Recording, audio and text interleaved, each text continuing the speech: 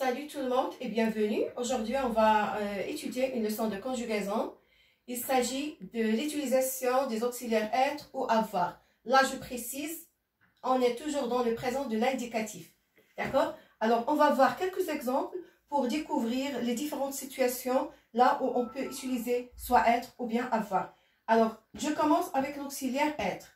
Je vais prendre le premier cas quand je dis par exemple, là, cet enfant est malade. Là, je parle d'un enfant qui est malade. Cet enfant est malade. Alors, qu'est-ce que vous remarquez? J'ai utilisé l'auxiliaire être dans cette phrase. Alors, là, je vais découvrir que pour parler de l'état, on parle de l'état, il est malade. D'accord? On parle de l'état de cet enfant. Donc, on doit utiliser l'auxiliaire être. Donc là, on parle de l'état. Donc, voilà le premier cas pour utiliser l'auxiliaire être. Donc, l'état, lorsqu'on parle de l'état. Donc, deuxième cas, par exemple, on a l'exemple suivant. Marie est française. Donc, ici, Marie est française. Ici, la nationalité de Marie est française. Donc, on utilise l'auxiliaire être dans le cas pour parler de la nationalité. Donc, la nationalité.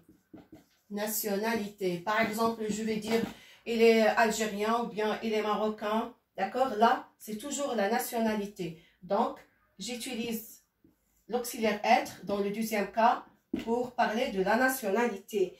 Troisième cas, par exemple, quand je dis mon frère, par exemple, mon frère est ingénieur.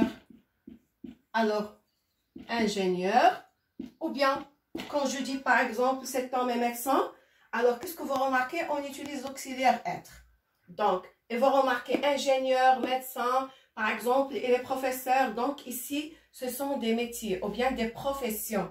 Donc, on utilise, troisième cas de l'utilisation de l'auxiliaire être, c'est pour parler des professions. Les professions ou bien les métiers. Voilà donc le troisième cas. On passe au quatrième cas. Donc là, quand je dis par exemple, cette femme, par exemple, cette femme est mariée. Est mariée. Alors là, qu'est-ce que vous remarquez? On utilise toujours l'auxiliaire être. Alors regardez bien, là on parle de son état civil. Donc l'état civil de quelqu'un, voilà qu'on peut trouver sur les papiers comme la carte nationale ou bien le passeport, marié ou bien célibataire ou bien divorcé. Donc on peut utiliser avec l'auxiliaire être. Donc ici on parle de l'état civil. L'état civil. Donc voilà les différentes utilisations de l'auxiliaire être. Et tout de suite après, on va voir les utilisations de l'auxiliaire avoir. On continue donc notre leçon avec l'utilisation de l'auxiliaire avoir. On va voir pour la première phrase, Mehdi a une voiture. Donc ici, vous remarquez qu'on a utilisé l'auxiliaire avoir. Donc maintenant, on va travailler avec l'auxiliaire avoir. Donc ici, Mehdi a une voiture. Là, on va dire Mehdi possède une voiture. Donc, il a ou bien possède. Donc, on utilise l'auxiliaire avoir lorsqu'on a dans le cas de possession. Possession, ça veut dire avoir quelque chose. Posséder quelque chose. D'accord? Avoir quelque chose. Ou bien posséder quelque chose. Voilà le premier cas. Donc, pour le deuxième cas, quand je dis par exemple, il a 10 ans. Il a 10 ans. Ou bien, cette femme a 30 ans. Ou bien, cet homme a 20 ans. Là, vous remarquez, on parle de l'âge. Donc, lorsqu'on parle de l'âge, on va utiliser l'auxiliaire avoir, bien sûr. Donc, ici, on parle de l'âge. Donc, plutôt avec l'utilisation, avoir va être utilisé avec l'âge aussi. Donc, on passe au troisième cas.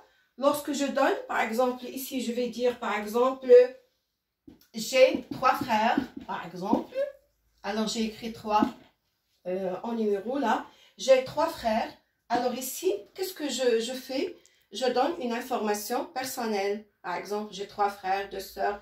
Donc, on utilise l'auxiliaire avoir aussi pour donner des informations personnel, des informations. Voilà, personnel. Et on va voir quelques expressions qui peuvent être utilisées avec l'auxiliaire avoir. Par exemple, avoir faim. Ça veut dire quelqu'un qui a envie de manger. Avoir faim. Encore, avoir soif. Voilà des expressions qui peuvent être utilisées avec avoir. Avoir soif. Encore, avoir, quand je dis là, avoir du courage. Avoir du courage. Et bien sûr, il y a d'autres expressions comme avoir de la chance et bien d'autres. Merci, à bientôt.